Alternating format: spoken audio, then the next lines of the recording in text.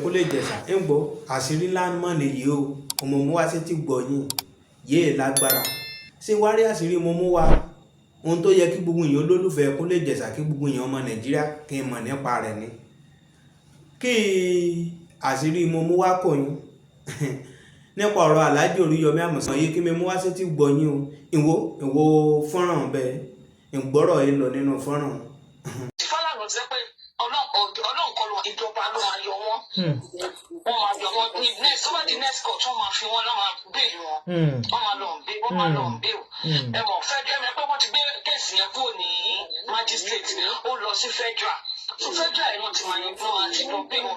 Competent lawyer ló lè yọ wọ́n and in the center tó bá gba bẹ́ẹ̀lì wọn the case will now start because tí wọn ò bá tó bá kàn gba bẹ́ẹ̀lì wọn wọn lè sweep case under the carpet o wọn máa fún wọn gbé especially Oriyomi.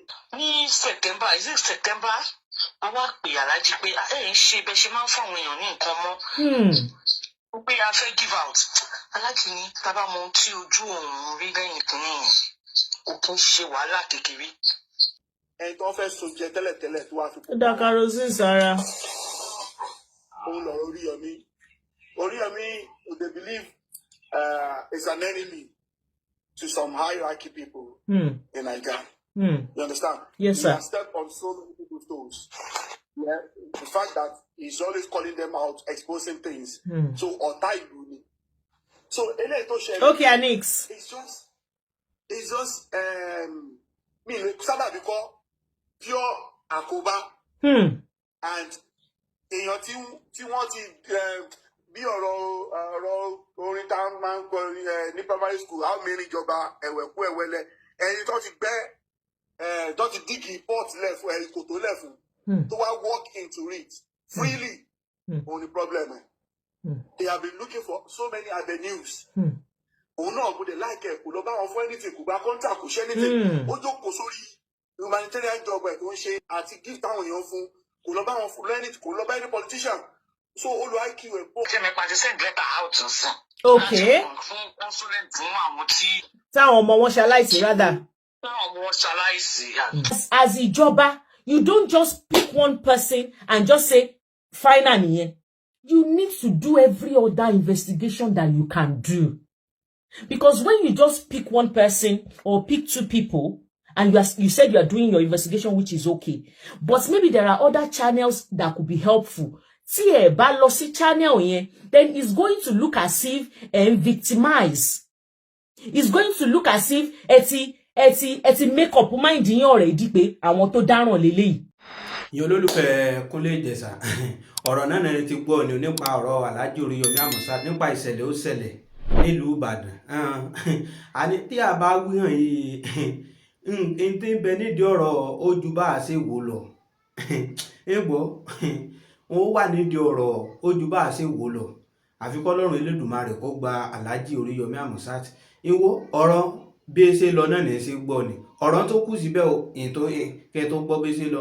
Àdúrà mi sì yín olólùfẹ́ Kúnlé Ìjẹ̀ṣà ni pé ìmọ̀ mi àsọ̀rọ̀ èso orí hàn á ṣe láti ìdọ́gbẹ̀wọ̀n Ọlọ́run Elédùmarè èmi àjẹ́ ṣe. Ìyẹn olólùfẹ́ Kúnlé Ìjẹ̀ṣà fáfà lẹ́yìn tètè subscribe sórí ètò ó ní kíní kan bí aago bẹ́ẹ̀ tán lẹ́yìn bò ó pè ní notification bell ń kílìkì lórí rẹ̀ ìmọ̀wọ́ tẹ̀ kí wọ́n nu notification bell yín sílẹ̀ òun la táínú lóbó lóòrèkóòrè tá a bá ti mú fọ́nrán wá sórí ètò.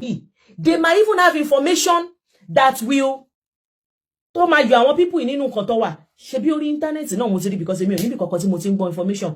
Ṣebí orí internet láti rí tí woman kan ní òun wà ńbẹ̀ ńgbà tó ń dé tó ní wọn ò farabalẹ̀ ni wọn ò bá ṣe báyìí wọn ò bá ṣe báyìí wọn ò bá ṣe báyìí. A lè rẹ́ni tó jẹ́ pé mo ń ṣaláìsí gan tó máa bọ́ta tó máa sọ pé nígbà tó ń wà ńbẹ̀ báyìí báyìí. Ṣebí mo rí àwọn fídíò kan níbi táwọn ọmọ yẹn ti ń ṣubú tí Mr. Oriyomi ti ń gbé wọn. Ṣé mi nìkan ni mo rí àwọn fídíò yẹn ní Happy New Year olórí. Sister Eniola mo rí yín. Táwọn ọmọ yẹn ń ṣubú, Mr. Oriyomi was crying like a baby. He was shedding tears like a baby. I saw the video. Wọ́n ké bí baby. Ó níbi kan tó jẹ́ pé wọ́n sì wọ shirt yẹn wọ́n tú ni. Ó níbi kan tó jẹ́ pé singlet. Then ó níbi kan tó ti wọṣọ rárá. Tó ti gbé àwọn ọmọ baby méjì dání. And when he came into my TikTok show, God bless you, ma. God bless you. Wọ́n gbé àwọn ọmọ yẹn dání. Thank you, Empress. You saw it too. Àwọn ọmọ yẹn mi mọ̀ bóyá àwọn ni when he came on my shows lórí TikTok. Wọ́n ní ó ná àwọn ọmọ méjì kan táwọn gbé dání. Tó ná wọ́n náwọn ò rí parents àwọn ọmọ yẹn. Wọ́n ní so àwọn ní láti gbé àwọn ọmọ yẹn dání. Àwọn ò fẹ́ gbé àwọn ọmọ yẹn lẹ̀ torí wọn ò mọ̀ bí tí ìyá àti bàbá wọn wà. In as much as I'm not going to say they shouldn't ask the organizers question. Me, Nini Koma be organizer any question. But I'm saying there is a lot of places that they can get more information. As a jobber, you don't just pick one person and just say, fine and yeah. You need to do every other investigation that you can do. Because when you just pick one person or pick two people, and you said you are doing your investigation, which is okay. But maybe there are other channels that could be helpful. See a balosi channel here, then it's going to look as if victimize. It's going to look as if eti make up mind in already pe àwọn tó dáràn leleyi. Ni mo bóyá get nǹkan tí mo sọ. Because say about to make up mind in your point to dáràn re, then you won't look at other people or other reason. God bless you, Omobolaji. God bless you, ma. Don't sukubi baby. There was nobody there. He was the only one. Láàrin wọn. Bó ṣe ń gbé wọn làwọn kan tún ṣe ń sáré wọlé tó ń tẹ àwọn people yìí mọ́lẹ̀. Mo gbé fídíò kan sórí page mi ní few days ago. Mi mọ̀ bóyá ti rí ẹni tó bá ti rí kó lọ wò. Like I said, ó ní àwọn videos kan tí mo rí sí mi gbé sórí page mi because mi ti rí everywhere. So mi fẹ́ gbé sórí page mi in case if they will end up using it, as evidence. Èmi go ní like kó ti wà ní everywhere. But there is this particular one tó ti wà everywhere already. Òun ló jẹ́ kí n gbé sí page mi. Èyí tí wọ́n ti ń gba fence. Èyí tí wọ́n ti ń gun fence kọjá. A lot of people no ṣe wá sínú inbox mi tó wá bú mi pé Sisi Dúpẹ́ ṣebí Oriyomi sọ pé wọ́n sọ ọmọ ni. Ipe ọmọ wo lẹ rí tí wọ́n sọ ńbẹ̀ yẹn. For me it doesn't matter. Mr. Oriyomi said some people are trying to get in through the fence. And I saw a video where people are getting in through the fence. I saw a video where a man, even if tó bá jẹ́ pé wọ́n sọ ọmọ yẹn, but the parents were still outside passing his or her child to another person. Láti bá òun gbé sínú ilé. So for me, that is evidence. It might not be evidence to someone else. Kò kí ń ṣèjọba àwa sí nílé ẹjọ́. Gbogbo eléyìí tá ń sọ yìí kó lè dá kàn ṣe tẹ́tẹ́ àtẹ̀tẹ̀ ni. You understand? But it would just be nice because me blame anybody because èmi náà guilty látọjọ́ ẹ̀sìn látọjọ́ tí mo ti ṣe live yẹn yàtọ̀ sí short video me wá live because mo sọ pé ó rẹ̀ mí so me more condition every other person no torí ẹ̀ lèmi ò ṣe kí n blame èèyàn when you feel they should be doing something and they are not doing it. I'm not in that school of thought láti máa búyàn ó lè jẹ́ pé oníkálukú ló mọ̀ nǹkan tó ń bá fà oníkálukú ló mọ̀ nǹkan tó wà lábẹ́ aṣọ tóun náà issue tẹ́ni everybody ní. But mo tẹnu mọ́ ngbà tí kíní ìṣẹ̀lẹ̀ mo ní pé whatever we want to do let's do it ní kíákíá. Whatever the money you want to put together, the lawyers you want to get, the private investigators you want to get, whatever you want to do is something that a máa ní láti ṣe ní kíákíá because tá a bá ti ṣe ní kíákíá everybody ó máa rẹ̀ èèyàn sára. That is just how we are created, not because everybody is tired because they don't want to. It's just life. Because you will have your own thing too that you are thinking about. You will have one thing. You have your bóyá ọmọ tó fẹ́ lọ ṣe kíní kan fún ìyàwó fẹ́ ṣe gbá ìwọ náà fẹ́ travel. So òun ló jẹ́ kí no ni I've said it before but that is why I said Ọlọ́run nìkan ló máa sort out àwọn people because I've tried it so many times. I've put up updates that people should stop bringing whatever they have, whatever evidence they have, they should stop putting it online. That's all I can do. I always say that every day. Don't bring it online. Don't bring it online. I said drop it in the inbox of Agidigbo. I know two people that have come to me. I said to them, don't give it to me. Because me, fear towards you send it to me, my mama send it. I told them, go and put it in the inbox of Agidigbo. That's what I said. Because when we start putting everything online, when you leave it on, all the information online, I don't know how Nigeria works. Because there would some courts will tell you that evidences that has already been displayed online, that they will not take it. I don't know how it is in Nigeria. There are some courts that will say, Ó yé Ọlọ́run. Mommy kan send the voice note kan sí mi. I know sometimes tí nǹkan bá ṣẹlẹ̀, a máa rò wípé a máa ń ṣe àwọn nǹkan kan láti jẹ́ kí ọkàn wa, we'll be saying things to alleviate our worries so that a ní worry. Mama yẹn sọ nǹkan kan fún mi wípé ọkàn àwọn sọ fáwọn wípé Ọlọ́run fẹ́ fi àwọn méjèèjì pamọ́ ni. Wípé because t'Ọlọ́run bá fẹ́ fi èèyàn pamọ́, nǹkan kan ló máa ṣẹlẹ̀ t'Ọlọ́run máa fi èèyàn pamọ́. Wípé Ọlọ́run fẹ́ fi wọ́n pamọ́ ni, bóyá pé táwọn méjèèjì tán bá wà níta, probably maybe something was supposed to happen to them negatively, but God needed to, take them away. I don't know how far that is true, but that was what, I don't know. When I saw that message this morning, I don't know, it gave me a little bit of, because I said to myself, if that is God's way of, keeping them away from danger or evil, who are we to query God? Kò sí nǹkan tó kọjá Ọlọ́run. Kò sí nǹkan tó kọjá Ọlọ́run. Bẹ́ẹ̀ ni, whether anybody want to accept it, this is me. When I talk, I'm talking for me. This is not a general opinion. Till tomorrow, màá sọ fún yín pé èmi believe wípé kò sí ewé kan tó máa jábọ́ lára igi t'Ọlọ́run ọba ò ní mọ̀ sí. There are some things tó máa ń baffle èmi náà pé tó máa sọ wípé Ọlọ́run mọ̀ nípa gbogbo nǹkan. Are we saying that God actually knew pé, some children will die? Oh, some people will say, oh, Sisi Dupe, then why did your God not act? I don't have answers to that. I'm sorry. Somebody left the comments now that I should take iyọ̀ t'Ọlọ́run kúrò kí n yé sọ wípé Ọlọ́run ṣe kinní kan. Mi ní any other thing. That is nǹkan ẹyọ kan tí mo mọ̀ nìyẹn, mi lọ́nà mi. Even me, I'm not saying it because ó jẹ́ Oriyomi. Tí nǹkan bá ṣẹlẹ̀ sí mi náà ní day to day life mi. Àwọn nǹkan tí kò tẹ́ mi lọ́rùn tí mo máa prefer kó má ṣẹlẹ̀ bẹ́ẹ̀ yẹn. Tó bá ṣẹlẹ̀, nǹkan tí mo máa ń sọ fún ara mi náà nìyẹn. That's what I say to myself, pé ó yé Ọlọ́run, mi mọ̀ reason tó fi ṣẹlẹ̀. I don't know. We don't have answers. We don't have answers.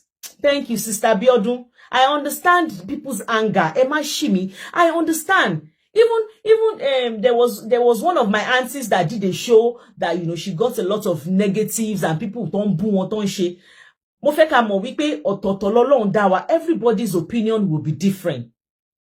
Ṣebí ẹni tí mo gbé wá sórí show mi ngba yẹn rántí ọlọ́pàá yẹn tó ní ká má ti pọ̀ Ọlọ́run, ká má pọ̀ Ọlọ́run sí, kò sí nǹkan tó kàn Ọlọ́run, kò sí. That is their opinion. Ẹni tó bá ní pé kò sí nǹkan tó kàn Ọlọ́run nínú ọ̀rọ̀ yìí, is their choice. I'm not going to tell them kí ló tẹ́ ní kò sí nǹkan tó kàn Ọlọ́run. Choice ti yín nìyẹn. But fún èmi, kò sí nǹkan. Exactly. But now my question tí mo fẹ́ bi àwọn èèyàn ni pé, yes, we want the ìjọba to, there is consequences. We want them to get consequences. Now I'm beginning to think, what consequences ni àwọn èèyàn fẹ́ gangan ná? Because the way táwọn èèyàn ṣe ń sọ̀rọ̀, it's scary. Mi fẹ́ máa rò nǹkan tí àwọn èèyàn fẹ́. Kí ni àwọn èèyàn fẹ́ gangan? I want to know. It's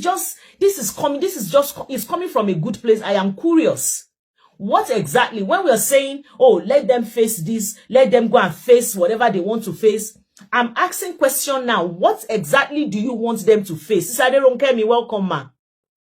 What do you want them to face? Do you want them to Shefe konfe yin won ti Agbani? Is that what I'm asking? Shefe konfe yin won kon fi ti Agbani? Shefe ki won fokun sí wọn lọ́rùn ni? Ṣé ẹ fẹ́ kí wọ́n tì wọ́n mọ́lé for the rest of ilé ayé wọn ni? Now let's talk. I'm asking now for you that gbogbo ẹ̀yin tẹ́ máa antagonize me, thinking that okay, maybe I should be, wọ́n jẹ̀bi, I should have say this. And I'm asking you now, I'm putting it to you. Kí lẹ fẹ́ gangan? Kí lẹ fẹ́ gangan? You think abiyamọ ni mí now? Because you would think somebody that is speaking for Oriyomi and Naomi that, wọ́n ṣàbíamọ. Ask to join and I will bring you up, please. Ask to join. I will bring you up. You people will be saying, but I want to support Oriyomi. Wọ́n ṣàbíamọ. Àwọn ọmọ tó ṣaláìsí ńkọ́. Oh, believe me. Oh, if there is anything I can do to bring back the hands of time, kí nǹkan tó ṣẹlẹ̀ lọ́jọ́ yẹn kó má ṣẹlẹ̀. tó bá sọ wípé okay o wípé bí mo ṣe wà níbi tí mo wà yín sìn kọ́ ní pé okay o wọ́n need èèyàn 20 láti ìlú tí mo wà yìí o wọ́n need èèyàn 20 láti UK maybe wọ́n need èèyàn 20 in each gbogbo as in Nigerians in different countries wọ́n need èèyàn 20 to go to one particular orí òkè to go and gbàdúrà to revert what happened. I will be the first person to buy tickets. I will be the first person to buy tickets and run to Nigeria and join, whatever they need to do to avert this. I would have. But there is nothing. There is nothing you can do about that part. There will be some that you can do something about. Then you are expected to do something about it. And there are some you can't do anything about. Also, me, your princess. Nǹkan tó bá lè change, that is what you will try to change. Sherita ọmọ tó lose life one that you think, oh, the likes of me don't feel for, oh my God, ọmọ ṣe sọ fún yín wípé people have come into my inbox asking me how they can help the parents. But I don't have the details of the parents because that is another thing I can do to help them because we are part of one community. Nigeria ni gbogbo wa. Tí n bá l'access o, tí n bá mọ̀ ibi táwọn tó sọmọ nù wà, then I can say, oh yeah, oh, let's help them. Oh yeah, Sister Tolani, what can you get on your page? King pe àwọn èèyàn tó ní page, okay, let's do something for these people. But we don't have access to them. Ìyẹn ò sí lọ́wọ́ mi. But at least with this Oriyomi own, we can look for, okay, Ijoba wants to do investigation. I have never come out and said Ijoba should not do investigation. Don't let us get it twisted. Mi ò sí lára àwọn tó ní kí Ìjọba máa investigate. Ẹ mọ̀ pé ńgbà tán mú wọn. I've never seen Mr. Akonji. I want to see a video where any blogger or media houses visited the mothers and let us see how they are coping and what the government has done. God bless you. God bless you. This is the nǹkan tí mo sọ gangan nìyẹn kẹ́ tó dé Mr. Akonji. The government just put all their energy on Mr. Oriyomi and Naomi. They forgot that there are other humanitarian things that they are supposed to do when it comes to Oro Ibadan. There are other. You need to request me. Mo bá ṣe request èèyàn. I don't know how to ask somebody. If you request, I will bring you up. But I don't know how to bring you up if you have not requested. There might be no. I'm still learning. Kò sí mi ò rí anything. Tí bá ti jí láàárọ̀ báyìí, mo máa lọ sórí Facebook, mo máa lọ sórí Instagram, máa lọ sórí TikTok, máa lọ type in Oriyomi, máa type in Naomi, and máa wá fi sí from most recent.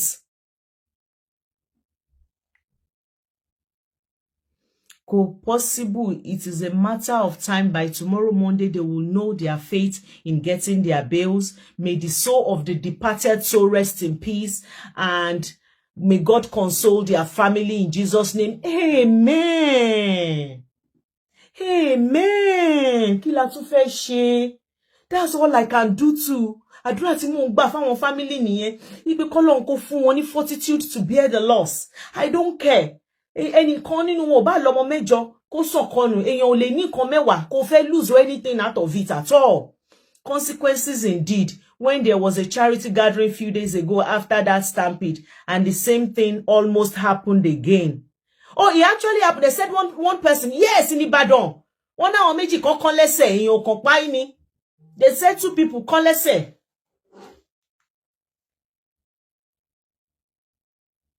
Ah, thank you, ma. Thank you, ma. Thank you, ma. Ẹ ṣé ma. God bless you, ma. Mo ti rí nǹkan tẹ́ send, ma.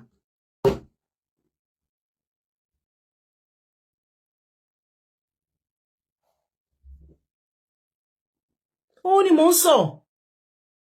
Mi ò tí rí, not even media houses. Yàtọ̀ sí interview kan tí mo ti rí woman kan tó ń rìn lọ. The woman was walking and the woman said, òun ò rí ọmọ, ìyẹn ò tí ẹ̀ rọ́mọ. Ìyẹn lòun wọ́ ọmọ, òun ò rọ́mọ òun. Mo rí yẹn. I think I still remember Oju woman yẹn. Then there is one other man. I saw one other man tó sọ wípé wọ́n ti gbọ́ ọmọ kan ṣaláìsí. Wípé wọ́n ti gbé lọ sí General Hospital. Ó wá ní òun ṣì ń wá ẹyọkan. Bọ́dẹ̀ ṣe interview ẹ̀ lọ́wọ́ náà lórí ẹyọkan yẹn. But mi ò mọ̀ wọ́n. If I have anything for them now, God bless you, ma. Mo ti rí ma. If I have anything for them now, I don't know how to get to them. Omosheni Ijoba did not even do anything. Good afternoon, Sister Adebayo. Ijoba ò ṣe anything in that aspect. Somebody said that Ijoba bá ń ṣe, ṣó máa wá sọ fún ẹni. No, wọ́n máa sọ. They have to. This is an open thing. Kò ṣe nǹkan private. Kò ṣe pé maybe one family lost their son or child privately or give them their private life. Nǹkan tó ṣẹlẹ̀ ní gbangba ayé leléyìí. How come we don't have any information? Nothing. Nothing. Crown Feet, are you there? Times. Think on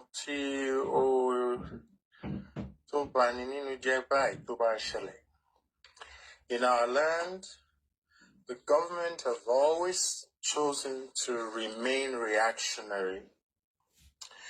The government would rather witch hunt than to give themselves the opportunity to learn and prevent such incidents from happening. Stampedes do happen all over the world. When you look at the atmosphere of the country and the current economic situation, there's hunger in the land. On a good day,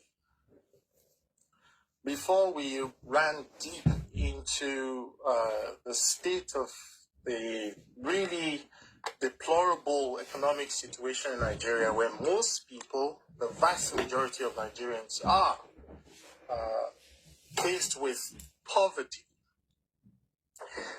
Back in the 70s and in the 80s, we've always had issues like this, where a large crowd of people, for whatever, people get excited for whatever reason.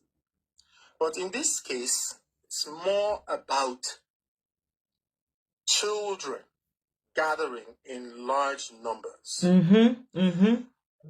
It's easy for the state to shut down citizens when they are in a position to express their right in protest. Very easy. The Nigerian government, whether it's a state level, Monkey Lori Facebook, oh, thank you. Of shutting down large gatherings. Now, agbègbè ibi tí wọ́n ti pe àwọn èèyàn kí wọ́n wá láti wá gba ìtura, a gesture of goodwill, a philanthropic expression. Now, agbègbè yẹn, there is somebody in charge of public safety. It falls under the jurisdiction of the government. God bless you, sir.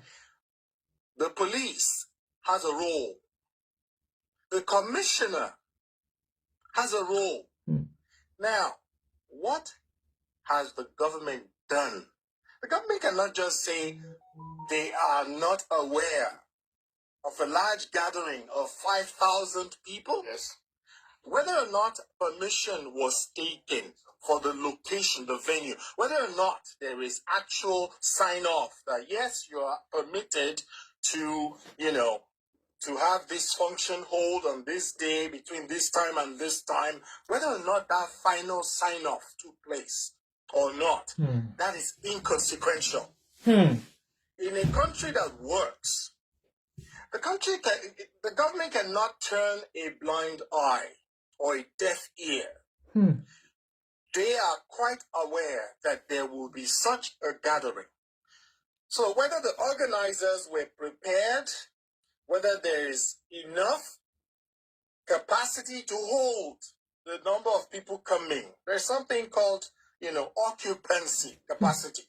So if a stadium or a public square can only hold 1,000 people, it's the job of the government, God bless you, in charge of public safety, to monitor that environment. God bless you, sir. To ensure that whoever the organizers are, if they're ill prepared, they can shut down that event. God bless you, sir.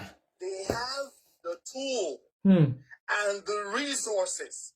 It's one hand, Kiema deploy foot soldiers, Kiema do bidding elite. Anybody who has enough money can speak to a DPO and something exchange hands and you have 3 police officers with you for the day. Yeah, citizens do make such requests. However, at the end of the day, there ought to be a priority when it comes to public safety. When you protest, like in government, that's not when the government needs to act.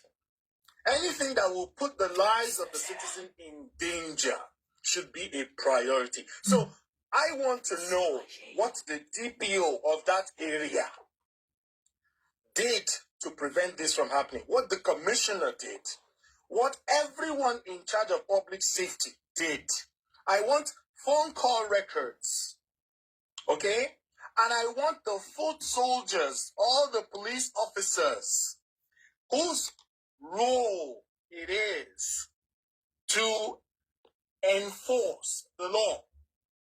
Somebody can go into that space and call up who's in charge, who are the organizers. She more ibite waisha, she more capacity, she more occupancy standard. Agbègbè fe loi. Àwọn tá wo yìí wọ́n kọjá òye tí wọ́n ti define, because those places were not, developed in isolation. Okay, those properties, whether it's a stadium, is a square, government has records.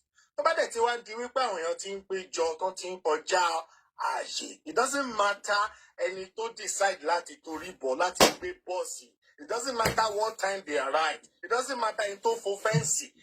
It should be about the role of the gatekeepers, whose responsibility it is to protect the interest of the public. And if they have not acted, then holding Mr. Oriyomi or Princess Queen Naomi or anybody else simply because they're organizers, that is just witch hunting. They've taken the easy route.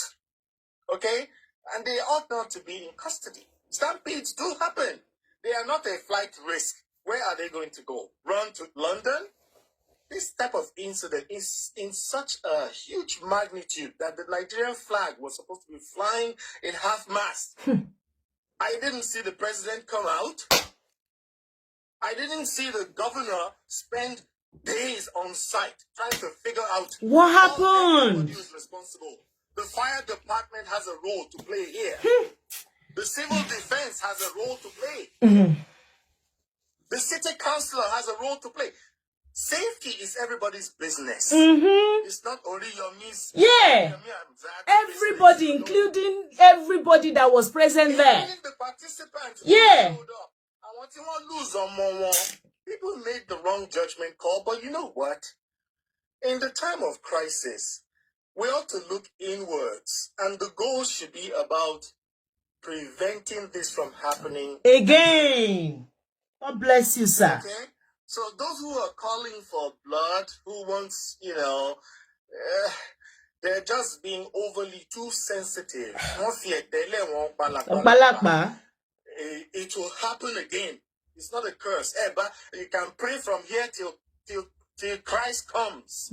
God has given us the wisdom to be able to and sound mind what is right and in our interest. God will not fall down, throw down a bunch of angels to rescue infants and babies and pregnant women and desolate people, hungry people.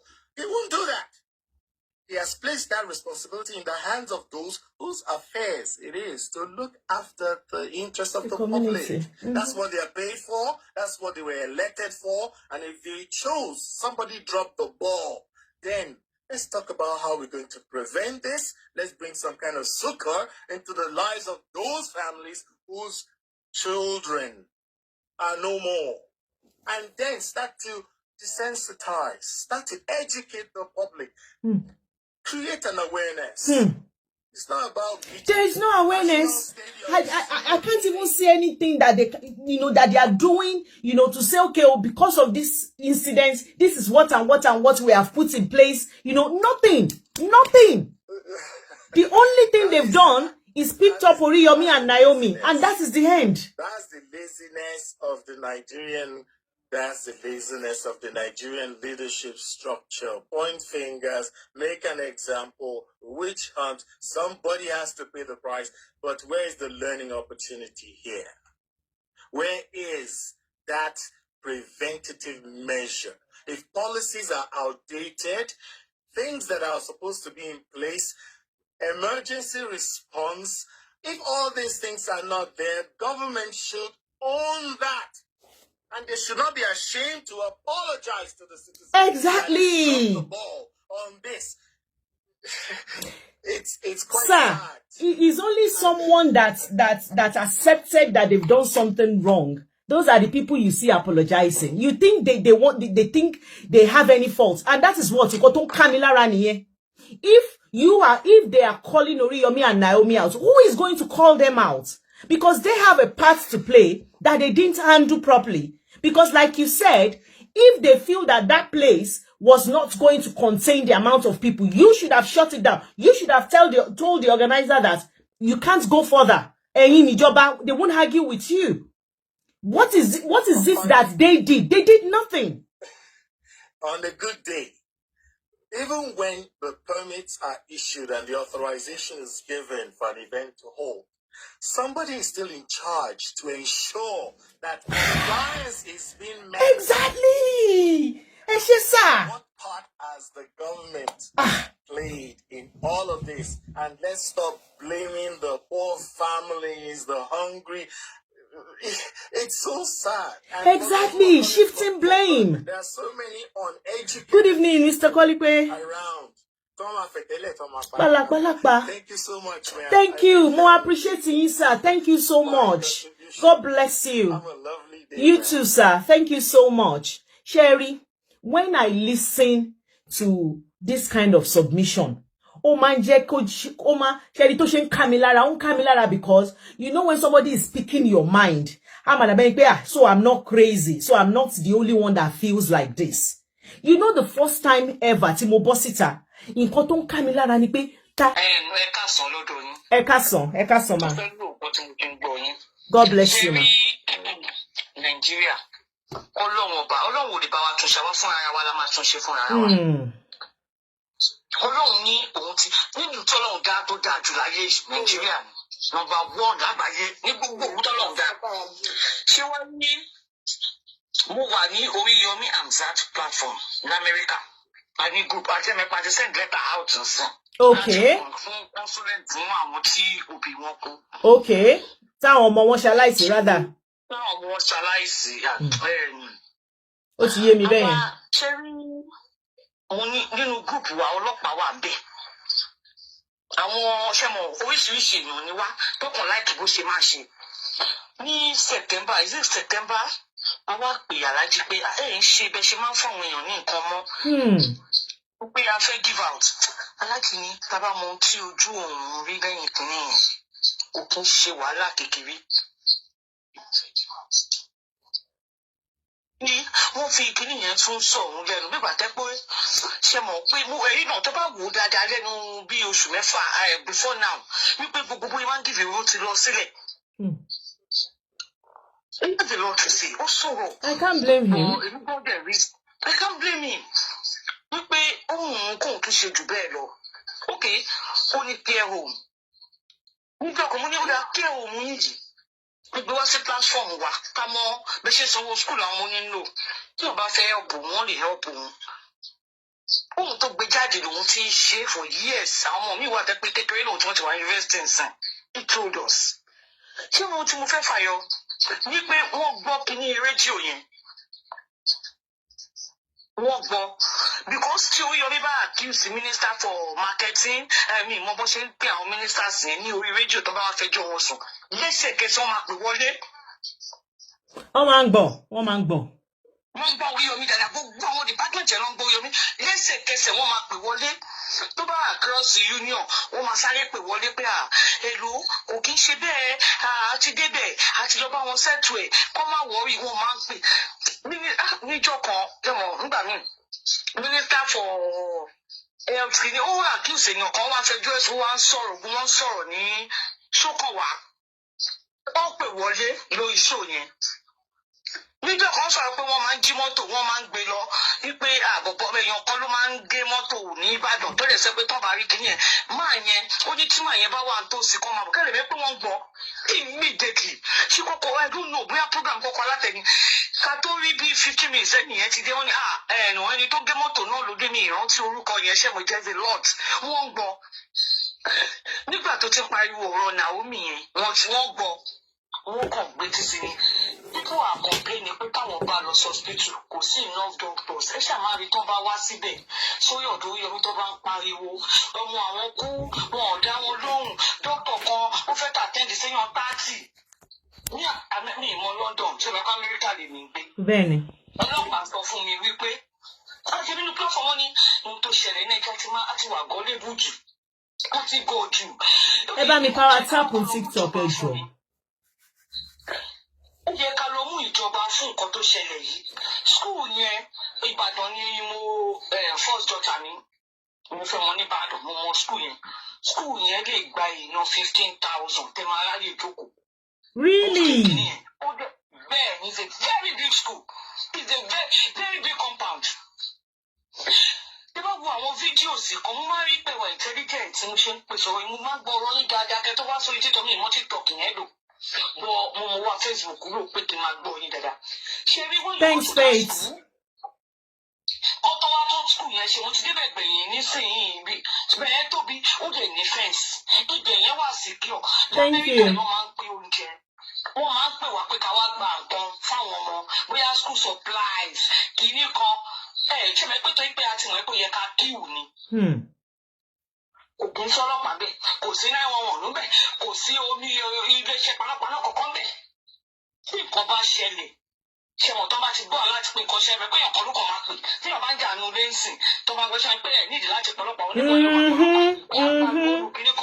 wọ́n máa débẹ̀ bó ṣe ń ṣẹlẹ̀ ní ìmọ̀ ní UK o nǹkan wá lọ dídé bẹ̀ mí ìmọ̀ ń padì but lamẹ́ríkà wà yìí ọ̀hún nífẹ̀ẹ́ kájà pàtì ẹgbẹ́ pé wọn Nàìjíríà wò dé pàtì we still just come house now ẹ̀ṣẹ̀ wọlé láàárọ̀ yìí ni àárọ̀ ọlọ́pàá bẹ̀ tó bá kàn fẹ́ kéré ò pọ̀ jù tó bá ní òfọ́mọdé ló lè fi security àwọn bóyá àwọn bọ́dà àwọn private security yẹn síta pé kọ́ máa ẹni tó bá ti ní invitation kó má wọlé bó ṣe ṣẹlẹ̀ lágbàáyé nìyẹn kò sóbì kankan tó ti fẹ́ ṣe nǹkan fọ́mọ tó máa kọ́ ọlọ́pàá olùṣe ọlọ́pàá ò ní responsibility wọn ni ṣé pátí ọlọ́pàá máa lọ máa ṣọ́ bó tí ìgbà tó ti dọ̀rọ̀ ọmọdé ewu kìíní wọ́n ní pé ó máa bẹ̀rẹ̀ kìíní ní aago mẹ́wàá. Aago mẹ́wàá wọ́n ti débẹ̀ the day before. Ṣé wọn lọ kó security round the school yẹn bó ṣe tóbi tó ní ó tí mo sọ yìí àti dúpẹ́ pẹ́pẹ́ a ní èèyàn nìbàdàn but we are doing our investigation àwa náà ń ṣàwátà. mo fowó àtọmọdín yín lẹ́nu ẹ jẹ́ sáré sàn kan àti ṣé o tí mo ṣe last I mentioned that ṣe ríru school yìí gan àwọn tó jẹ́ ti Mr. Oriyomi ó ti yẹ kí wọ́n ṣe live show pẹ̀lú àwọn ṣé àwọn surveyor náà máa ń pè àwọn tí wọ́n máa ń measure tó máa ń measure ó yẹ kí wọ́n ti lọ kí. Bẹ́ẹ̀ni. Falana's pet is 22 that died over there. Wọ́n ẹ ṣàgbọ́ ó ní responsibility ọlọ́pàá ló yẹ ká mú ṣùgbọ́n Falana lè ti ráìtì wọn ẹ mọ̀ pé kò ní gbà. Ẹ mọ̀ bẹ́ẹ̀ ṣe bí àwa Yorùbá ibi ká ti ní problem ní pé ìgbà tó sọ Yorùbá nation I always tell people I don't go má sọ fọkàn mi pé wèrè làwọn ilé kí ló fẹ́ Yorùbá yìí tẹnu yín ọ̀pọ̀ mo lè ti fẹ́ rí because ókè wòlé yìí bí gbogbo kìíní yẹn ṣe. 1 minute Ace 1 minute ẹ má sọ̀rọ̀ yín lọ mà ẹ má sọ̀rọ̀ yín lọ sí. ṣe léèyàn tó jáde nílẹ̀ yìí gbogbo èèyàn 22 ló kú o ẹ má parọ́ o ẹlẹ́wàá mẹ́wàá ẹlẹ́yàn mẹ́wàá ló kú èèyàn 22 ló kú so hear that from them. No. But àwa a máa bá ara wa jẹ́ even nílùú òyìnbó gan tá wà yìí tí lómi bá rí Yorùbá àwa ti ṣe kọ́mẹ́ntì tó bá sọ̀rọ̀ àìdá nípa Yorùbá tó bá ti mú àwọn afẹ́bí ọ̀ṣọ́ ọlọ́pàá a ti ń ṣe l'Amẹ́ríkà wa yìí àti tàbàgbò because òòrè máa jẹ́ máa ń pè wá yà a ti ń ṣe nígbà tá a yí pẹ̀lú wa ò kí ń kò ní I don't know other community bẹ́ẹ̀ ti kọ́ ẹyọ kan mo wọ ẹ̀kọ́ náà wọn kò yọ but Nigerians we always rely on God ṣé gbogbo àwọn pípù yìí tẹ́rí yẹn wọ́n máa irú àwọn alájà Kaola àtàn sọ̀rọ̀ yẹn wọ́n máa fi wọ́n máa lọ wá okùn ní She wants to go to Oni and do picture and bring it out. One or two like she in America. Go me parents custody. Oh, I said that too. I said that for every parent that there is evidence of negligence. What's it be one? Ma. Securities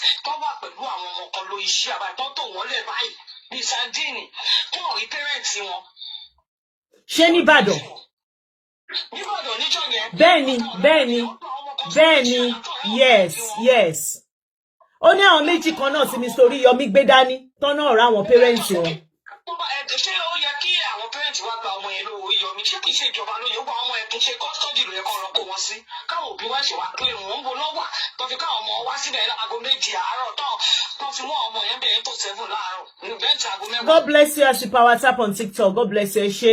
Ẹ̀yin lẹ jẹ́ kó gan pa kò yé gan. Mo ń gbọ́ yín mà. Kó sórí chíà yẹn níbo làwọn òbí wọn wà that time. Òbí kankan ò wá kú nínú gbogbo bá ọmọ yẹn ṣe kú tó kẹlẹ̀ mọ́ pé wọ́n kọ̀ abandon àwọn ọmọ yẹn sílẹ̀ ni. Wọ́n kọ̀ gbà ọmọ mi ẹni àwọn ọmọ òkú yẹn gan tán nílé èèyàn. I'm telling you my sister, ní mo tọ́ ẹni pé ẹ jẹ́ kó jáde kí gbogbo kéèsì yìí lọ. Wọ́n tiẹ̀ ti sọ̀rọ̀ jí wọ́n ní lára àwọn tí wọ́n wà ń bẹ̀ the night before that a lot of them were children on the street. So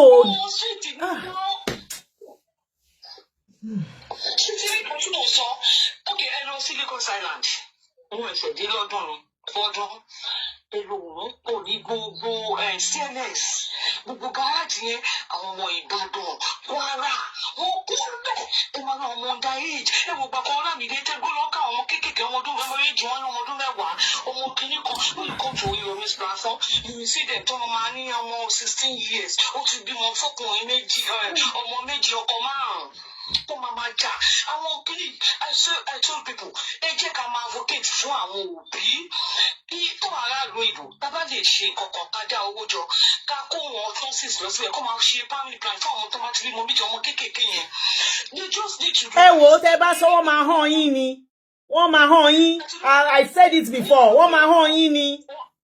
Family planning àwọn bàbá yẹn tó máa fẹ́yàwó 5 ní nǹkan tó máa fún wọn when you go to Lagos Island Oṣòdì you will see parents àwọn ilé àtọ́n bojú wọn máa ṣíjú tó bá ti dé kò wọn wá ṣe alábàárù wọn máa wá bí oṣù wọn máa káwọn ọmọ wọn sílẹ̀ nílé wọn máa fowó ránṣẹ́ àwọn ń tajà ní Balógun a ní àwọn ìyá àjà kínní kan tó jókòó wọn wá ṣiṣẹ́ láti Ìbàdàn lọ́dọ̀ oṣù 2 àwọn POS ló máa sọ pé àwọn ọmọ aráalé tó máa fún bàbá wọn bàbá wọn ò kú ní bìkítà she see them look at their parents they are there àwọn ọmọ yẹn náà pọ̀ ní àwọn tí nǹkan ṣe ṣé ní tẹ́pì tó bá ṣiṣẹ́ jọ ẹ̀ tó kó gbogbo àwọn ọmọ tó bá bẹ̀ tó ọ̀rọ̀ bí wọn yẹn ẹ̀rí òótọ́ gbogbo ọmọ yẹn fúnra wọn gbọ́ nígbà wọ́n ti gbọ́ pọ́n náà gbà fún mi kó lọ síbẹ̀ lọ́jọ́ kó ní táwọn wá ṣe bálabàla ṣé dúná òkè òbí wo la gbọ́ tó kọ́ lápá tó kọ́ lẹ́sẹ̀ bí tó ti mọ ọmọ ìdání tó ti ń tu ọmọ ẹ̀ kò sí àwọn ọmọ ló ń kú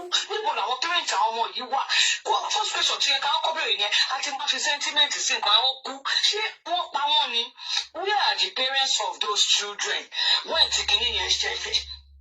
A lot of them, in as much as there were a lot of them that passed that they might not have seen their parents, but ọ̀pọ̀lọpọ̀ nínú àwọn tó ṣaláìsí yẹn ni parents wọn wà ńbẹ̀. But it's just that I think when the gbọ́nmi sí omi ò tó and the rushing started, wọn oníkálukú ò mọ ibi tọ́mọ wà. Wait, ẹ má bínú Yorùbá ló ṣàgbà mi. Gbọ́nmi mi sọ ìjà, gbọ́nmi sí omi ò tó in the sense that when the tí gbogbo yẹn ṣẹlẹ̀. Àwọn míì ti ní ó máa lọ o wọn náà máa fún wọn ní nǹkan o tètè dìde o ó yá èmi àní tó bá ti ń bọ̀ láti ṣáṣí ibẹ̀ ní kó máa lọ o ẹ mọ̀ wá náà ìwọ ṣé rí mo kàn ń àánú wa ṣe mí ní ìta tó ń sọ̀rọ̀ àwọn ilẹ̀ Ìgbò wọ́n yìí fáwọn èèyàn ní nǹkan wọ́n yìí há nǹkan a lọ fún wedding láfta kínní ní on the 27 kan tó máa bọ̀ wọ́n ṣe àṣìlọ sí wedding bẹ́ẹ̀ tó pé rí wọ́n ti fún àwọn èèyàn wọn ní nǹkan bọ̀ tó bá ti rí ti gẹ Yorùbá láti àwa Yorùbá náà lákọ̀ máa fẹnu bà á jẹ́ a máa ṣe yánmọ́ èrò àwa tà ń sọ Yorùbá lẹ́nu tẹ̀lé ń kọ̀ wọ́n má gbélé bù ú a lè ṣe aláwa àtàwọn tó tún ń ṣe bùbú yìí is good to any length if I tó yẹ pé mi ìyàwó ẹ̀ wà láìjọ́ tí wọ́n tún ní ìta. ẹ ṣe sista Tóyọ̀sí bó ti ṣe program kan rí tí mo sọ̀rọ̀ family planning wọ́n fẹ́ẹ́ bú stupid and bastard sí mi lára wọ́n bú. ìyàwó mẹ́rin lẹ́nu ní ìfẹ́ o ọmọ bímọ mẹ́fà 24 wọ́n bí ọmọ mẹ́fà wọ́n máa ní wọn ò lè ṣe Jésù ní aṣẹ mi fẹ́ lo torí tó àwọn ìlànà Muslim wọ́n máa gbà sórí mi Mùsùlùmí dẹ̀ ni mí wọ́n pẹ̀ wá bíbí èyí tí kí wọ́n pé bí ní ṣe rí ọ̀la ò rí bẹ́ẹ̀ ló mú babaláfo ń dín fọ́ọ̀rọ̀ ó lè sọ fún ẹ̀kọ́ máa da lẹ́yìn ṣé bóun ní nígbà tí bàbá máa débẹ̀ èló ní rice 20 wíwá ló pé 20,000 náà it's over 100 ẹlòmíì ò lè ké tà fọmọ mọ́ Oríyọmí dẹ̀ pariwo tani ẹgbẹ́ Tinubu kó bù ègún ni ó sọ pé ọmọ mi nǹkan tí ò yẹ kó pààyàn ló ń pààyàn sí kò sóúnjẹ nú. ṣebí fídíò yẹn wà lórí péjì mi tó ń sọ pé boo that's no boo every country does that àwọn èèyàn always call out wọ́n máa ń call out ìjọba èébú kọ́ ẹ̀yin Nigerians that is not disrespect it's about calling them out there is something that they promised us kó tó di pé wọ́n vote wọn in so you call them out. That's not insult. That is it. Gbogbo àwọn ọmọ tí wọ́n kó Oríyọmí gbé àwọn ọmọ kan dání. Bẹ́ẹ̀ni, Sister Tóyọ̀sí. Irú àwọn ọmọ yẹn ṣe bó yẹ kí ìjọba gbà kọ́ wá bí wọ́n pé ń bolẹ̀ wà. Ṣé lè fi ọmọ sí ìṣẹ́jú márùn-ún bá ṣe wà nílé yìí? Lédi kan mo gbébì kan rí ká tó ra lé. Ṣé mi pé ó fi ọmọ lọ sí HEB sílé ní just 5 minutes ọmọ yẹn sùn. Ní ìwà ọmọ yẹn ṣe bọ́ sí bá kú ni. Tó yọjú nígbà tí ìyẹn wò sí bóyá ó tají ṣe I don't know ọmọ ẹbí 7 years àbí 5 I don't know wọ́n bọ́ sọ wá yọjú ṣé mi pé ọlọ́pàá wá sí apartment wọ́n bí wíìsì mom I can find it ẹ̀mọ́ ẹ̀kọ́ ọmọ ìlú ọmọ ọlọ́pàá ṣé mi pé wọ́n pe 911 ìyá bí ìyá ọmọ yẹn ṣe ń dé lọ ra síríò fún ni o bí ìyá ọmọ yẹn ṣe ń dé báyìí 911 yẹn ti dé wọ́n ti ń gbà wọ́n ti sẹ́ẹ̀tì àkàbà ó di gbére ó ti lọ. Okay, mi mo bẹ́ẹ̀ ń ṣe l'Amẹ́ríkà. Mọ́tò panápaná ti dé, wọ́n ti fẹ́ ìyá ń dé. Nǹkan tí mo sọ yìí ni ìmọ̀ nọ́mbà lédi adó ń gbé ní bó ṣe mọ̀ everybody my business. Mo dẹ̀ dúró, ohun tí mo fi dúró ta fi owó kiri ìfiṣẹ̀lẹ̀ kò tó 8 minutes tí ọmọ yẹn fi padà dé. Ó lè pé bí ìyá ẹ̀ ṣe ti palẹ̀kùn dé lọ́mọ yẹn jí. Ó pin ọmọ yẹn lọ. Pẹ̀lú ìyá ọ̀dẹ̀ kan kọ́kù sí ẹ lọ, wọ́n sọ sí gáálù sínú mọ́tò wọn gbé lọ.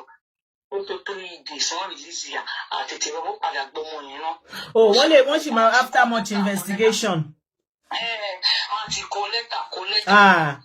Wọ́n ṣe evaluation táyà. Wọ́n fìyálẹ̀ lẹ́yìn ìjọ kẹta ọmọ ó pẹ́ kí ọmọ tó dé kò tẹ́ pé Nàìjíríà ni àní ṣé kó má jáde mọ́ ni ṣé kó má dì í mọ́ra ni ṣé mo ẹjọ àdìdì láti máa wise up ẹ wo ẹyin tí ẹ gbọ́dọ̀ bí wọn ju méjì lọ family planning àti lópe ṣe show èjì kẹ wá máa gé sórí TikTok orí everywhere pé ẹjọ because mi ti náà. aláàtí ṣé àbẹ́ ẹ̀gbọ́n ni ara wọn máa bú yín ni wọ́n máa ní sí kí ló kàn yín wọ́n máa ní sọ́wọ́ tọrọ oúnjẹ lọ́wọ́ yín ni. mo fẹ́ wo ibi tó popular jù ní Nàìjíríà Lagos Island ẹ jẹ́ àṣọ nípa Èkó Lagos Island tí mo mọ̀ dáadáa nínú títà ẹ bá débẹ̀ ẹ lè rí ambulance ju méjì lọ nínú Big General Hospital Lagos Island yẹn ṣètò tóbi tó yìí ẹ lè rí ju méjì lọ. Good evening, Sabusola Fash. ẹ lè rí dókítà tó máa tọ́jú ìrùn bẹ́ẹ̀ kò sí dókítà ẹ bá máa rí dókítà kan ló máa wọ́ọ̀rí wọ́n máa ní ẹ̀wọ́n ní di dókítà nọ́ọ̀sì ló máa lọ ṣe ẹ̀wọ́n ní kọ́kọ́ ó yẹ kọ́ńkà àwọn nọ́ọ̀sì síbẹ̀ ó yẹ kọ́ńkà àwọn dókítà ní Amẹ́ríkà kan ṣọ́ ń ká àwọn nọ́ọ̀sì síbẹ̀ mímọ́ London ṣọ́ ń kó sí títì wọ́n kó sí playing ground ni tí nǹkan bá ṣẹlẹ̀ náà ẹ̀ṣẹ̀ máa pè wọ́n ká má ti fẹ́ gba ti ara wa jẹ́ kó dẹ̀ dá ẹ ṣàmọ́ advocate ọmọ bíbí kó dínkù àwọn ìyá tọmọ wọn bá ti bímọ méjì kó mú ọmọ lọ sọ pé kó lọ ṣe family planning fún wọn àwọn ọkùnrin Nàìjíríà ó yẹ kó ti tẹ̀ wọ́n lọ́dà kó wọn ọmọ ní lókè ẹ jẹ́ sọ sórí pẹ̀lú ọkọ tẹ́gùn mọ́ pé favourite ni màá lọ as an example lẹ́nu fún yín ìyẹn ni Ìyábọ̀ Òjó ẹ wò ó nígbà tó di single mother pẹ̀lú ọmọ méjì ó dẹ̀ fẹ́ bright future fún àwọn ọmọ yẹn. Ojúkọ ẹ jẹ́. ẹ̀dùn ṣé Ìyábọ̀ ní opportunity àti tú indi glass. Anix request I'll bring you up request. Mo ń gbọ́ yín sis. mo kàn fẹ́ lo Ìyábọ̀ tó pẹ́ tó jẹ́ ní káyé mọ̀ ó lè ti fẹ́ yàwó ó lè fọkàn mi kò ti máa bẹ̀rẹ̀. Ọba ẹ ká sọ sá happy Sunday. ọmọ kan tí èèyàn bá ẹ jẹ́ ká mú àwọn òbí tó bímọ méjì tó wọn ti di medical doctor wá láti fi train àwọn èèyàn wa tẹ bá bí wọn mẹ́fà bí tẹ bá ti ṣe wàhálà tí lórí ọwọ́ mẹ́fà tó bá wá tó tẹ̀tọ́ àwọn ẹ̀tẹ̀ máa ṣe fún yín jẹ àárẹ̀ ló máa padà lóògùn náà máa fi hàn pé wàhálà àti tọmọ mẹ́fà bó á ti pa yín sára ẹ̀ tí ò bá ti kú sọ̀rùn o ìwà ẹ̀ bá káyà lọ padà wọn máa fi sọpẹ́ fún wọn ọmọ méjì òbí nìkan ṣe lè létó tẹ bá yìí mú gàrí 500 ẹ̀yin méjèèjì ẹ̀yin méjèèjì pẹ̀lú ẹ̀yin mẹ́tẹ̀ẹ̀ta yẹn ẹ̀ sì máa lè jù advocate ọmọ bíbí ló yẹ ká máa sọ ní Kwara State Ìbàdàn. Amen ọba.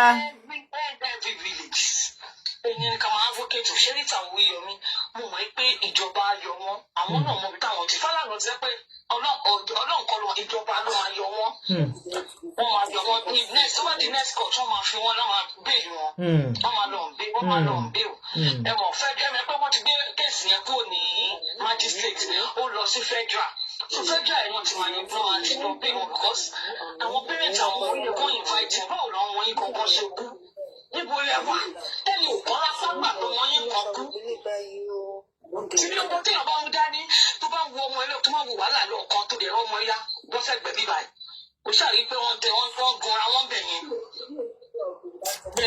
ẹ ṣé gan sis mi ẹ ṣeun gan ẹ ní sọ̀rọ̀ tán lágbára Ọlọ́run you said a lot Ọlọ́run á jẹ́ kán gbọ́. wọ́n ti send àwọn kan sí mi mọ́mì kan ti send àwọn kan sí mi nsìn I will leave it on my page for everybody tó ń yọ mí lẹ́nu kán lọ fi síbẹ̀ ẹ ṣé gan sis.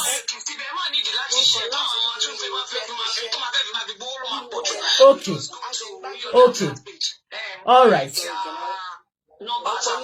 okay ẹ ṣé sis ẹ ṣé. Can everybody mute on TikTok for me? Ace, Mr. Ace, are you there, sir? Yes, I am. God bless you. Thank you for waiting. God bless you. Mi mọ nǹkan tó ṣe mi mọ bóyá network ni. Mo ń gbé àwọn èèyàn sókè, ó ń padà sísàlẹ̀. Just bear with me. Ẹ jẹ́ a gbọ́ yín, sir. I like this point. Good evening, sis. How are you? I'm fine, thank you, sir. Wish you same, sir. Sister tó sọ̀rọ̀ lákọ̀ọ́kọ́ yẹn. Yes, sir. Àwọn ọ̀rọ̀ tó sọ there is point and it cannot work in Nigeria. Number one thing, my country, Nigeria, is my country. Nigeria is working from the top to the bottom. I concur. You cannot 1 million, kí Oriyomi jẹ́ 1 million, kan papọ̀, kan ṣe Oriyomi kan ṣoṣo. Kò lè eradicate poverty in Nigeria. Kò lè ṣe anything. Nǹkan tó lè ṣe ló lè ṣe yẹn. And moreover, Oriyomi is a scapegoat. Let me pa the proper way. And tó fẹ́ sojẹ tẹ́lẹ̀tẹ́lẹ̀ tó wá fi kú. Dakarosi Sara. Oriyomi, they believe is an enemy to some hierarchy people in Nigeria. You understand? Yes, sir. He has stepped on so many people's toes. Yeah, the fact that he's always calling them out, exposing things. So okay, Anix. It's just because pure Akoba and èèyàn tí wọ́n ti bí ọ̀rọ̀ orin tá a máa ń kọ ní primary school how many ìjọba ẹ̀wẹ̀kú ẹ̀wẹ̀lẹ̀ ẹni tó ti gbẹ́ tó ti dígì port lẹ́fún kòtò lẹ́fún tó wá walk into it freely only problem they have been looking for so many avenues òun náà mo dé láìkẹ́ kò lọ bá wọn fún anything kò gba contract kò ṣe anything ó jókòó sórí humanitarian job ẹ̀ tó ń ṣe àti gift táwọn èèyàn fún kò lọ bá wọn fún lẹ́nìtì kò lọ bá any politician so ó lo IQ ẹ̀ but this thing tó ṣe yìí I know ẹ̀dẹ̀ ṣe mí kan ó kù díẹ̀ káàtó because there are so many measures that wasn't in place Number one, they breach security. That place should be secured 24/7 before that day. According to people, one Oru Oriyomihamuzat Ati already. How did they get in there? How are we so sure pé àwọn ọmọ tó kó lọ síbẹ̀ gan wọ́n pa kò kí ṣe àwọn ọmọ tó lọ kó ní Maiduguri wá síbẹ̀ pé okay wọ́n ti mọ̀ pé stampede máa ṣẹlẹ̀ wọ́n máa kó àwọn ọmọ pé wọ́n níyàwó ní bàbá wọn tó bá ṣẹlẹ̀ they will now pin it on them. So gbogbo àwọn nǹkan tó ṣẹlẹ̀ nìyẹn the fact that pé ó ti lọ́ta tó pọ̀ jù stampede ṣẹlẹ̀ l'Abuja now stampede ṣẹlẹ̀ in other states now they did not drag the organizers this much. Why are they dragging him this much? Naomi, I would say Naomi, she's a public figure. To back with Naomi Nicolo that she show he won the drag it to buy by now she'll be out on bail. 100%. I'm telling you, 1,000,000%. Naomi only do 5 days. By now she'll be out. She'll be out because once if I press button, somebody that knows somebody, might press button, she's a lady, let her out. But the Fauri Appa consider. So the fact that Oriyomi is still there, Naomi have to be there. So Okini interwoven, both were connected. So one die your con. Be a to very two or Toti Takokoni, Omara Farabale, your only. So the problem with that is our marriage here, the only person to lead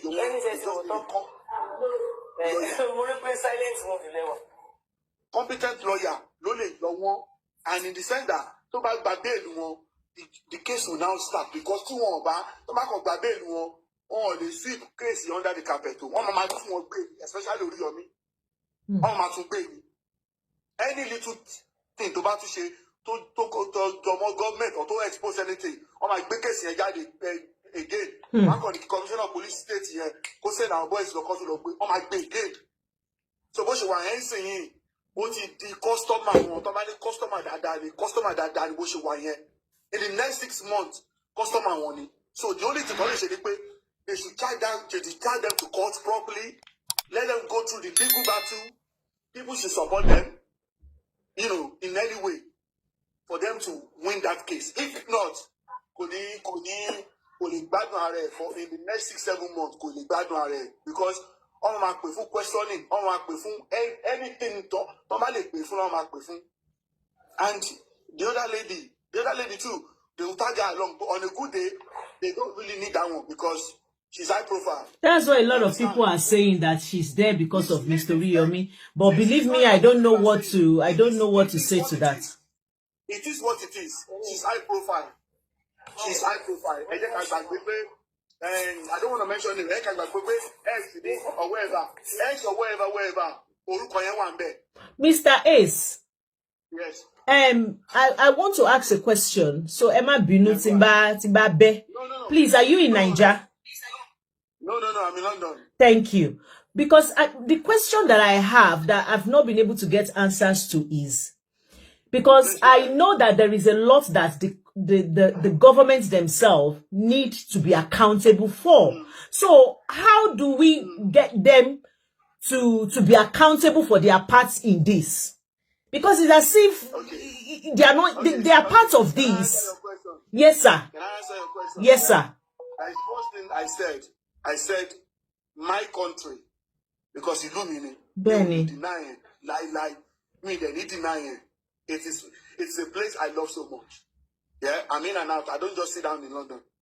In fact, this 30 December they call me a color. I just go back in September, and I'm planning to go back soon. But the point is, you cannot hold any government accountable for anything at the moment. Everybody, so even your state, I don't know which state you come from. If you want to hold your governor accountable, or to back on high profile individual, you want my show. High profile,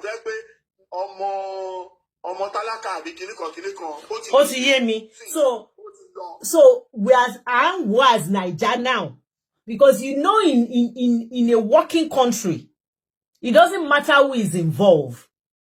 Because these organizers, they got them involved. But they didn't do anything. They didn't ask questions. They didn't ask them about security. They didn't ask about how many children that are coming. They didn't ask if they had water station.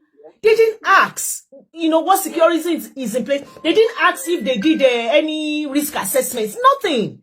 So on Kamilara, because we are not even holding them accountable for that. They will not. They will not. Because the reason is, even if you go to proper organizers, say, I'm organizing a show, yeah? Okay, like say in this country now, you in a developed country, you want to organize a street party, yeah? Or anything that is got to do with love public. They will ask you, how many capacity is the venue can take? Number one. Number two, they will tell you what are the safety measures put in place. Princess Faith. Yeah? Sisolutala. Mongo Isa. Yes, I can hear you, sir. What are the security measures you put in place? Yeah? From first aid, from security, from everything. They will see it before council can approve you to go and use that venue. 1,000,000%. But in my country, yeah, they will bypass all that process. With each ministry, the process to want to share anything. But because they will bypass all that process. Because what you know, Sister Nick saying let me contribute next. Any suru. You give them money, or my bypass will go procedure here. So we doing that. We're putting people's life at risk. Don't tell me Oriyomihamuzat is so daft that he does not know that they need to inform Ministry of Humanitarian or wherever in Ibadan that they want to do a show. Apart from making it public. Of course, they must have done that. When they come out, he will tell us.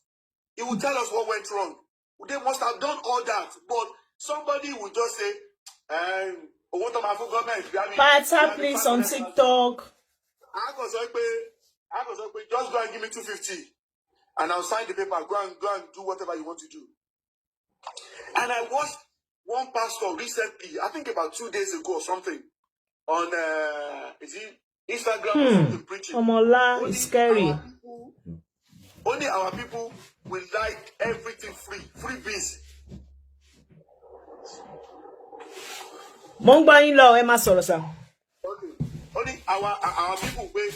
Some people are just designed to like free bees. Even though they have, but if you want to show fair, they will still run there. That's lockdown fair.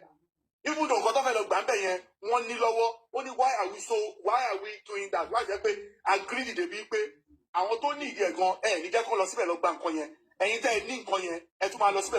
just because they said it's free, you're not paying for it. And that is the average Nigerian mentality.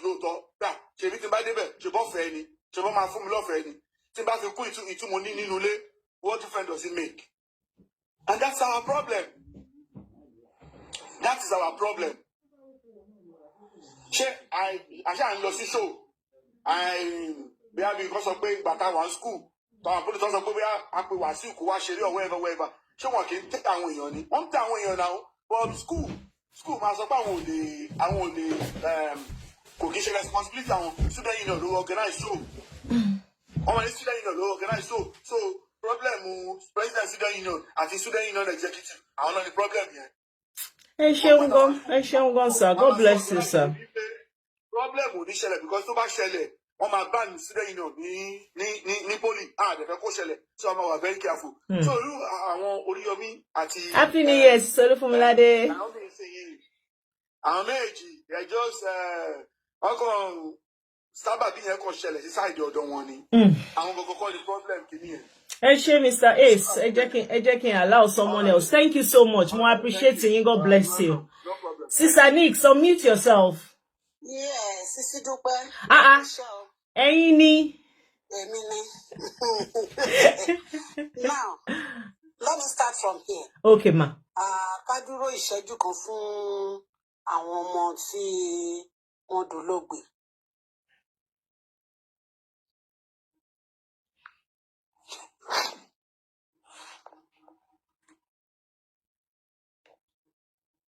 May their souls rest in perfect peace. Amen.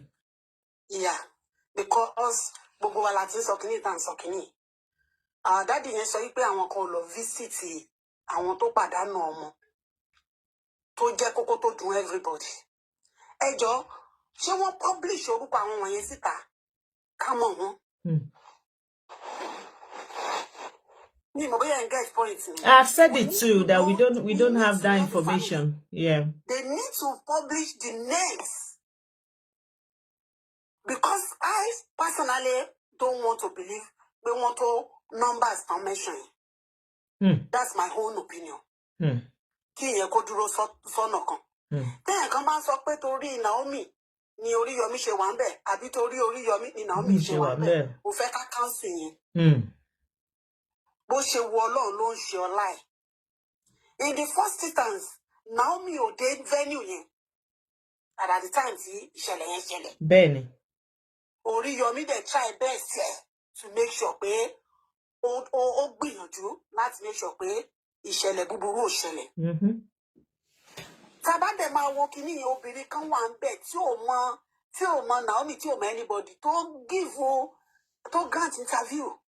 Ó ní àwa òbí la kọ́ sí kíní yìí of which ẹ pé gbogbo àná láti ń rí oríṣiríṣi what's it called evidence tó jẹ́ pé a lè máa gbé síta lórí ìkànnì yìí. Ìyẹn lọ bẹ́ẹ̀ àwọn kan tún jáde wọ́n sọ pé Naomi ó fẹ́ popular ni. No. Àmọ́ Naomi torí pé social media ò tí popular tẹ́lẹ̀ nígbà tó bẹ̀rẹ̀ iṣẹ́ yìí. Ó ń ṣe crusade, ó ń fáwọn ọmọ láṣọ, ó ń fún wọn ní scholarship, ó máa so oúnjẹ rẹpẹtẹ, oúnjẹ tó sèse lé ìmà, màálù tó pa. Apart from àwọn tó fẹ́ fún ní scholarship, apart from àwọn tó fẹ́ fún ní aṣọ tọ́mọ lè wọ̀ gbogbo nǹkan tó ti package. All customized. Ló wà ńbẹ̀. Kò dẹ̀ ṣe máa ṣe o.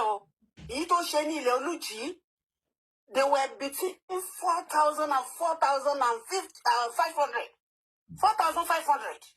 The same thing Àkúrẹ́ and bẹ́ẹ̀ lọ. Now, àwọn kan tún béèrè pé bo ni Naomi ti rówó. It's an NGO. Anybody can contribute to it. People that are asking such questions, ó yẹ kán ronú wọn jinlẹ̀. Pé NGO lélẹ́yìí, anybody ló lè ṣe bí àárín àwọn tí wọ́n ṣe NGO tí wọ́n fowó ẹ̀pọ̀ èèyàn tó ń kówó jẹ tó ń ṣe GoFundMe lórí ọ̀rọ̀ Mohbad bí. But ẹni tó ní good heart, tó ní intention tó dáa, tó fẹ́ lọ ṣe fáwọn ọmọ. So many people ló fún lówó, even from this UK. So many people ló sanwó sínú àkáǹtì yẹn. So people should stop asking pé iṣẹ́ wo ló ń ṣe, ibo ló ti rówó, ìyẹn ò kan anybody. Àwọn parents ọmọ tí wọ́n ṣaláìsí, ìyá Naomi ti jáde. She's interested to go and meet them. But kò mọ wọn náà. Ṣé wọ́n publish orúkọ wọn débi pé kò lọ bẹ̀rẹ̀? Naomi tán sọ pé ó sick ó ṣubú ó ṣe. It's because of these children. Ó dùn gan wọ egun ara yín. Tí Naomi ò bá jẹ́ èèyàn Ọlọ́run tó bá rí nǹkan ó lè pe jẹ ní ìdílé tó ṣẹlẹ̀ yẹn. Pẹ̀lú pé kò mọ̀ ń pa ẹ̀. Kò mọ bó ṣe ṣẹlẹ̀ bẹ́ẹ̀ ni. Ìyẹn kó dúró sọ́tọ̀. Èèyàn lè ṣe mistake. There are some things ojú ayé ńlá jù sí náà ni. Àìmọye àwọn tó ń ṣe kínní náà tí wọn kì í pe anybody síbẹ̀. Ká tó ṣe máa sọ pé Naomi ní security ara ẹ̀. Ó ní méjì, ó tún láwọn kan tó jẹ́ méjì tó jẹ́ bí security tó jẹ́ mẹ́rin. Wọ́n tẹ̀ ní pé even lálẹ́ gan, wọ́n ní ọlọ́pàá méjì, according to Naomi's mom. Wọ́n ní ọlọ́pàá méjì àti àwọn security méjì, wọ́n jẹ́ mẹ́rin.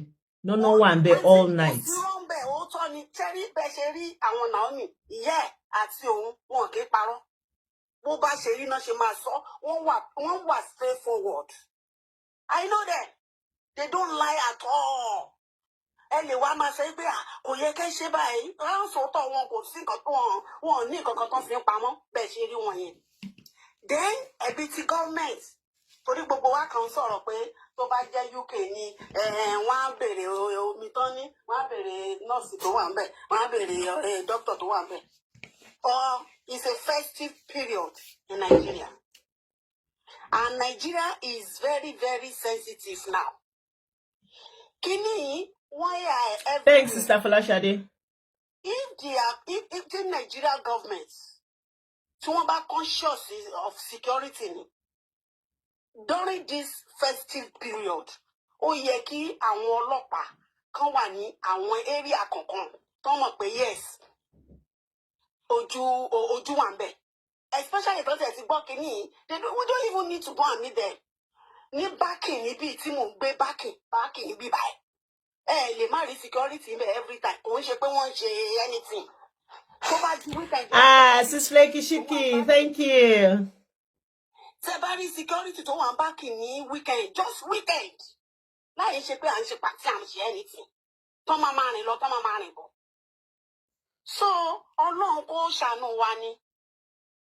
Ọlọ́run kó ṣàánú wa. And I know that these too shall pass. Amen. Amen. And nǹkan tí mo tún fẹ́ sọ ní pé tí kinní yóò bá ní àwọn ọwọ́ kankan nú tí mo fẹ́ believe. Tí ẹ bá mú yàn, tẹ́ mú wọn bá ṣe mú wọn yẹn. Kó dẹ̀ jẹ́ wọn lẹ́ máa làwọn mọ́ straight. Ó sì yẹ kán máa wá láti ilé wá defend ara wọn kẹ́jẹ́ kán béèlì wọn. Ṣáwọn elébo ní Naomi fẹ́ sá lọ. God bless you, Omola. Now, I want to tell you, Naomi is not interested in traveling abroad. Wọ́n ti kó gbogbo ọlọ́pàá fáwọn celebrity. Naomi is not interested in travel anywhere. Go salo anywhere. This I know. Naomi cannot. Thanks, Sis Flaky Shiki. Ìgbà tí gbogbo àwọn bloggers kan gbógun tí kò sá lọ, ó jókòó síbi tó wà ní. So bó ló fẹ́ lọ. Wọ́n ṣe jẹ́ kán release àwọn people wọ̀nyí. Kán dẹ̀ mọ̀ pé Naomi lọ́mọ kékeré sílé. Àwọn ọmọ yẹn fẹ́ resume school sẹ́yìn. A mọ̀ pé àwọn ọmọ kan náà ló ṣàìsí. Yet, orí bíbẹ́ kọ́ ni oògùn inú rírun náà. Naomi náà àti Oriyomi, àwọn náà sì máa ṣètò bí wọ́n ṣe máa rí èèyàn help àwọn ọmọ yẹn. Káwọn gan náà máa help wọn. Tí wọ́n mọ̀ bẹ̀yẹn kí lè fẹ́ kán ṣe fún parents àwọn ọmọ yẹn fẹ́. Àwọn ṣé mi ni mo fẹ́ lọ láti bí tí mo fẹ́ lọ máa bá ẹni tí mi mọ̀. Ẹ jẹ́ kán list family wọn síta. Bóyá ní gbégbèsè láti lọ wo wọn. That's it. God bless you, ma. Ẹ jẹ́ ma. kán list wọn síta. God bless you, ma. Bóyá ní gbégbèsè láti lọ bá wọn kẹ́dùn. But ìgbà family ibo náà fẹ́ lọ Naomi is not from Ìbàdàn.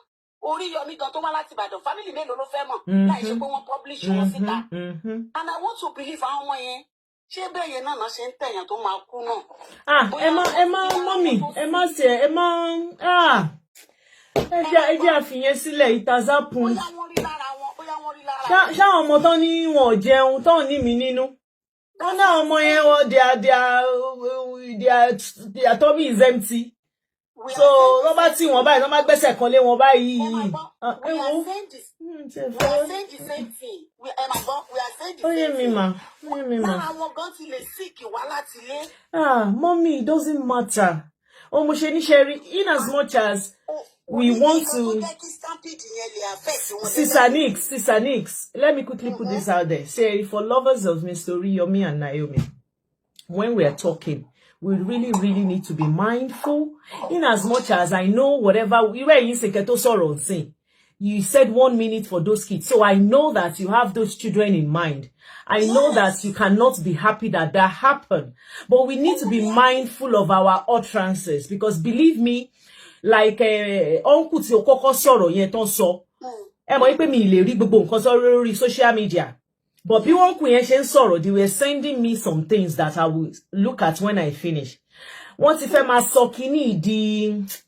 Wọ́n ti fẹ́ máa bring out oríṣiríṣi groups from it. So mo fẹ́ ká wà. I don't want us to even, when we want to talk about those children, aside us looking for whatever help we can render to the family, I don't want us to say, I don't know, we just need to be sensitive. Eshema. Yes, I'm with you on that. I'm with you on that. And let them release these people so that they can care for the parents of the deceased. Benny, I'm with you on that. Because if Thomas say pomo 30 something shall I see, àwọn ọmọ yẹn ò jábọ́ láti sánmọ̀. So they will have parents. Wọ́n ṣá ní ìyá, wọ́n ní bàbá. So put a family name on each child. You understand? So that is the first thing. Ó yẹ ká ti mọ gbogbo eléyìí, mo ti ń sọ tipẹ́ láti wá tí kíní ti ṣẹlẹ̀. That put a family name on each child. So that people, because sometimes, another thing, it's not easy for people to grieve with someone. There are some information you need for you to be able to grieve with someone properly. But they just put a number. They are supposed to put names on each child. You have to put their name, JM, MC, TT. Me understand the job hour. I don't understand. Yeah, they have names. So they are supposed to put name on each child. We are supposed to have the list of all those names of their name, their surname. So it will be easy for us. Now, if I look at those names, you will know that you are looking at people, not just numbers.